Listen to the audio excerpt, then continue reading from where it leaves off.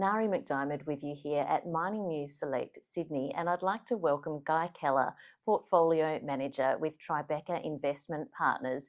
And Guy, I'm interested in your perspective.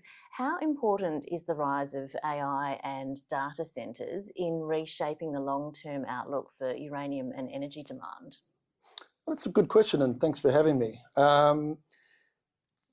What we've seen in uranium and especially nuclear power, which is obviously what uranium is used for, nuclear electricity, is we've had a lot of years where the West have been running down nuclear for a number of reasons, and we've really only seen growth coming out of the East, China and India, and other sort of a few other countries. What we've now found with AI is there's just an enormous reversal in electricity demand in Europe, in the United States, in Asia, all coming from data centers and AI and hyperscalers and all of these things. But more importantly, the owners of that technology and drive are global technology companies that are cashed up. And so in the past, to build new nuclear power capacity, we've relied on either governments or cash-strapped utilities who, in the United States, some of them went bankrupt trying to build new nuclear, and thankfully in the last few years, some of that has now been finished years later.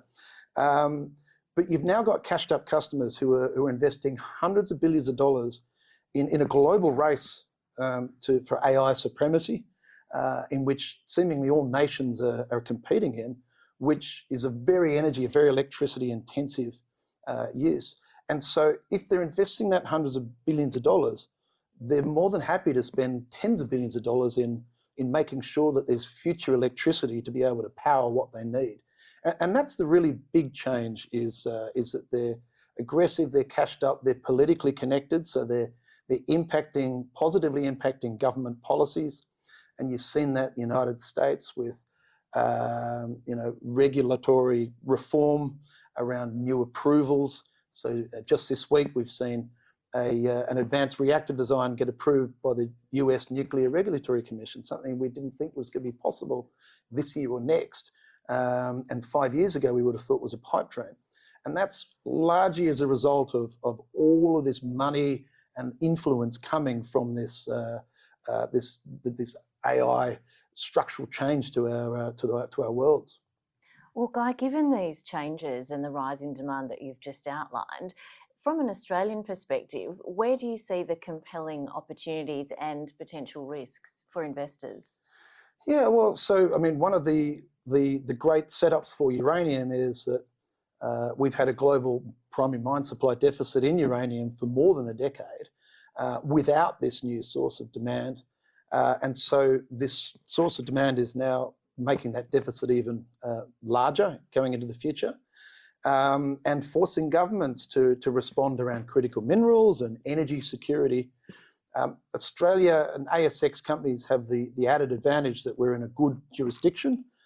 We have good relations with the nuclear powers. We may not be a nuclear country ourselves, and there may be certain states that are still in the Stone Ages in not allowing uranium mining, but we have good relationships, the United States, with Canada, with Europe, with Korea, with Japan, with the UK, all of these countries that are going to want our uranium.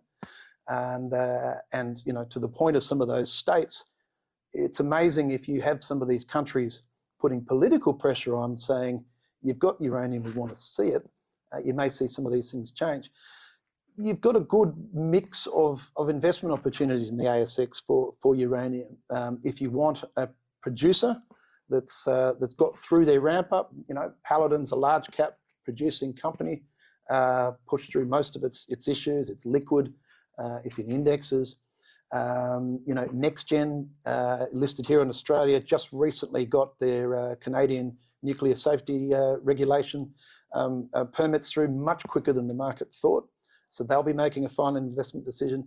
That's quite possibly the best ore body in the world, full stop, of any commodity.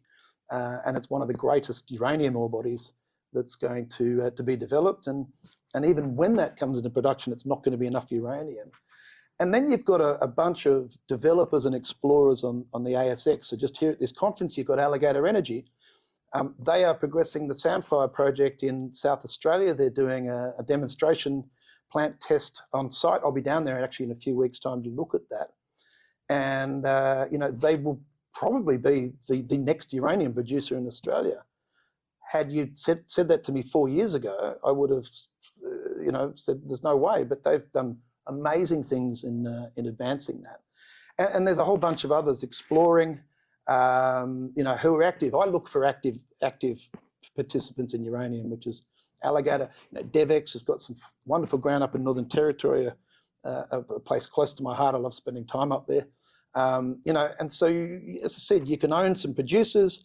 You've got laser enrichment with Silex if you want to get into the technological side of things. There is actually a good spread of companies that you can own. If you want some political risk around Western Australia, there's names you can play there as well, if they ever change their tune. So there's some great opportunities. I mean, I'm a global investor, so 70% of what I do is actually offshore. That's kind of to differentiate myself from what others can do here. I'm also heavily involved in the nuclear side of the business, not just uranium. But if you just want uranium exposure and you don't want to be in a fund, then, as I said, there's some good opportunities on the ASX. Well, Guy, thank you so much for sharing some insights today. No problems. Thanks for having me.